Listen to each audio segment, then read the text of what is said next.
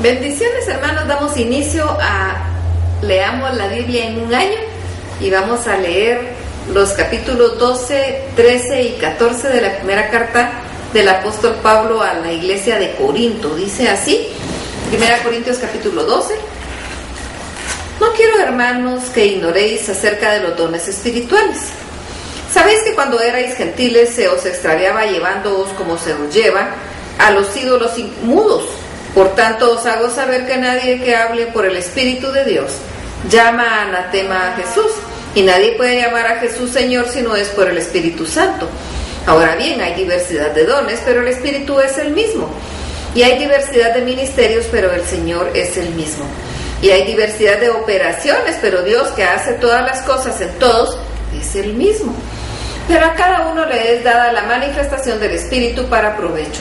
Porque a este es dada por el Espíritu palabra de sabiduría, a otro palabra de ciencia según el mismo Espíritu, a otro fe por el mismo Espíritu, a otro dones de sanidades por el mismo Espíritu, a otro el hacer milagros, a otro profecía, a otro discernimiento de espíritus, a otro diversos géneros de lenguas y a otro interpretación de lenguas. Pero todas estas cosas las hace uno y el mismo Espíritu, repartiendo a cada uno según en particular como Él quiere. Pero así como el cuerpo es uno y tiene muchos miembros, pero todos los miembros del cuerpo, siendo muchos, son un solo cuerpo, así también Cristo. Porque por un solo Espíritu fuimos todos bautizados en un cuerpo, sean judíos o griegos, sean esclavos o libres, y a todos se nos dio a beber de un mismo Espíritu. Además, el cuerpo no es un solo miembro, sino muchos. Si dijere el pie, porque no soy mano, no soy del cuerpo, por eso no será del cuerpo. Y si dijere la oreja, porque yo no soy ojo, no soy del cuerpo, por eso no será del cuerpo. Y si todo el cuerpo fuese ojo, ¿dónde estaría el oído? Y si todo fuese oído, ¿dónde estaría el olfato? Mas ahora Dios ha colocado los miembros, cada uno de ellos, en el cuerpo como Él quiso. Porque si todos fueran un solo miembro, ¿dónde estaría el cuerpo? Pero ahora son muchos los miembros, pero el cuerpo es uno solo. Ni el ojo puede decir a la mano, no te necesito, ni tampoco la cabeza a los pies, no tengo necesidad de vosotros. Antes bien, los miembros del cuerpo que parecen más débiles son los más necesarios. Y aquellos del cuerpo que nos parecen menos dignos, a estos vestimos más dignamente. Y a los que en nosotros son menos decorosos se tratan con más decoro.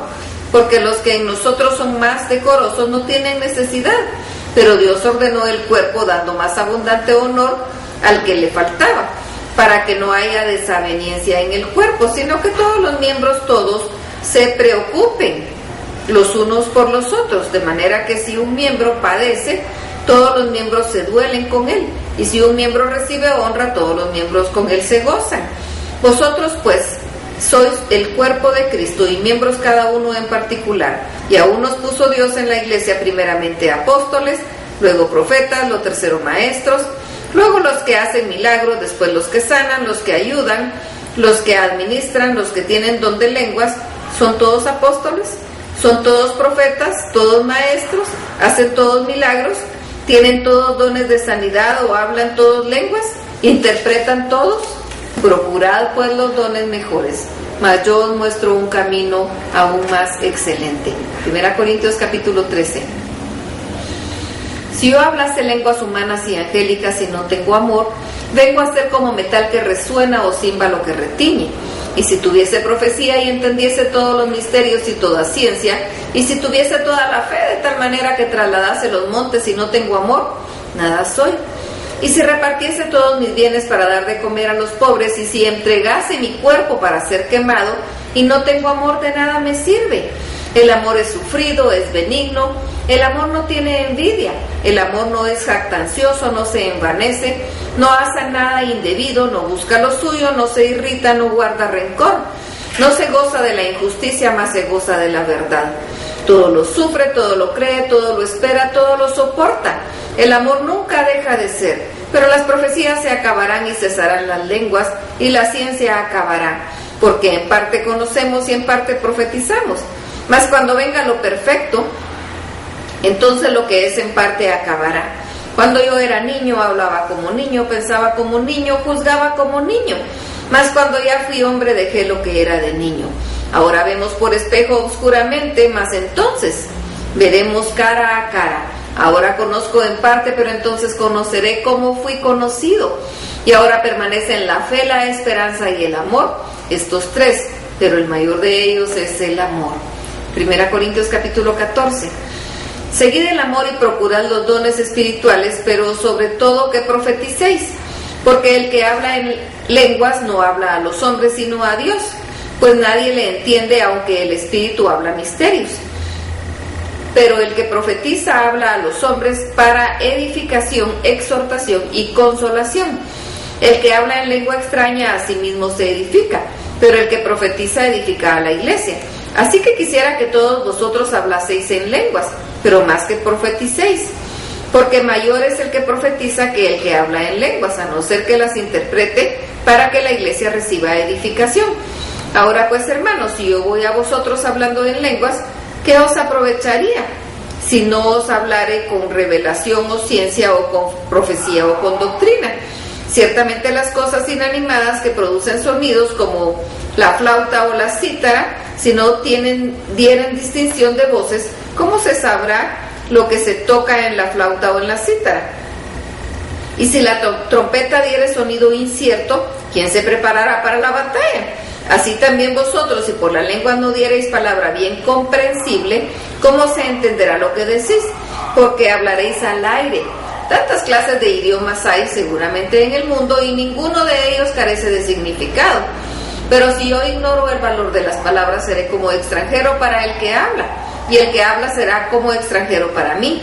Así también vosotros, pues que anheláis dones espirituales, procurad abundar en ellos para edificación de la iglesia, por lo cual el que habla en lengua extraña pida en oración poder interpretarla. Porque si yo oro en lengua desconocida, mi espíritu ora, pero mi entendimiento queda sin fruto. ¿Qué pues? Oraré con el espíritu, pero oraré también con el entendimiento.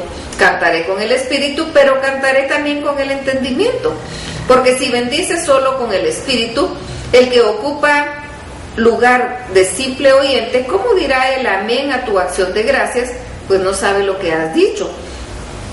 Porque si tú a la verdad bien das gracias, pero el otro no es edificado, doy gracias a Dios que hablo en lenguas más que todos vosotros. Pero en la iglesia prefiero hablar 5 palabras con mi entendimiento que enseñar también a otros que 10,000 palabras en lengua desconocida.